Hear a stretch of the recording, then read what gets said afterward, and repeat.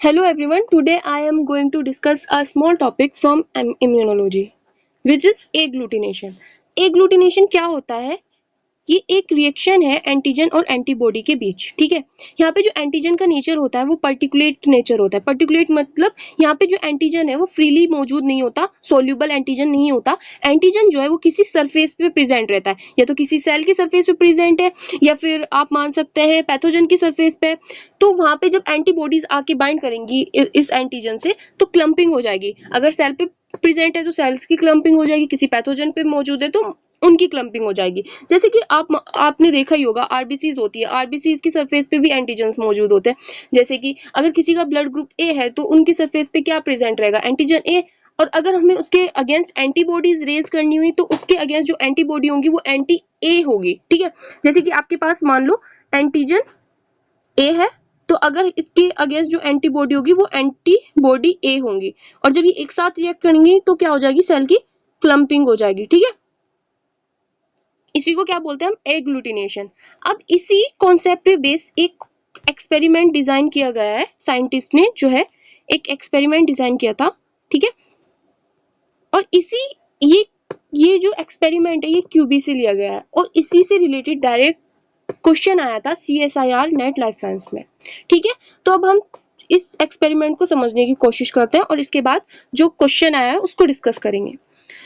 इस एक्सपेरिमेंट में क्या किया गया, शिप की आरबीसीज ली गई। अब शिप की आरबीसीज है तो उसकी सरफेस पे एंटीजन प्रेजेंट रहेंगे। ठीक है, और हमने शिप की आरबीसीज के अगेंस्ट एक एंटी सीरा भी रेज किया। ठीक है, एंटी हमने क्या ली, एंटी एसआरबीसी सीरम लिया। ठीक है, ये रहा एंटी एसआरबीसी सीरम लिया। और यहाँ पे एक चीज और लिखी है, 2 फोल्ड डाइल्यूशन, मतलब सीरम का जो है 2 फोल्ड डाइल्यूशन किया गया। अब मैं समझाती हूँ है क्या।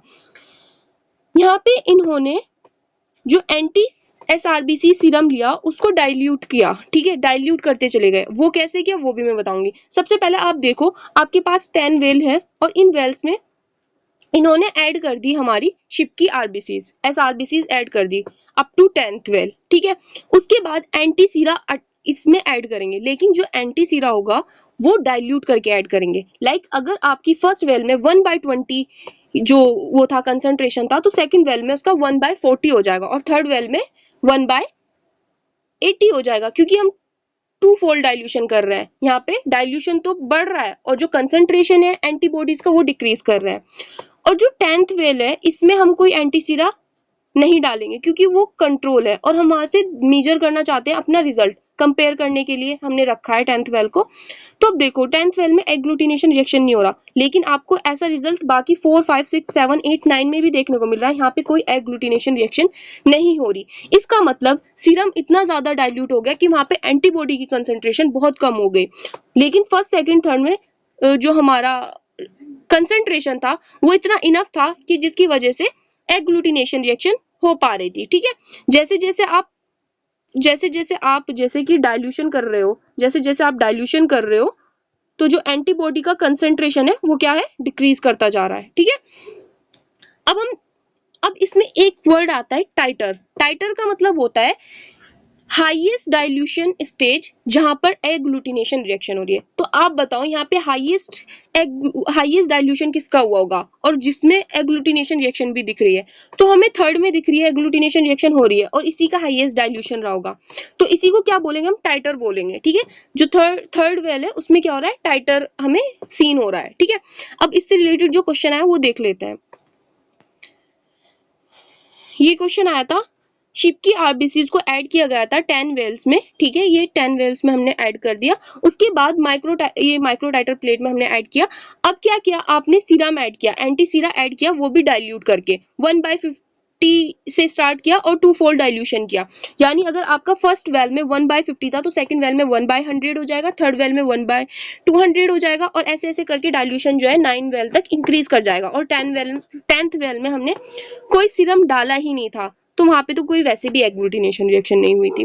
तो बस आपको यहाँ पे ये बताना है, tell us the titre of anti SRBCs antibodies in the serum sample.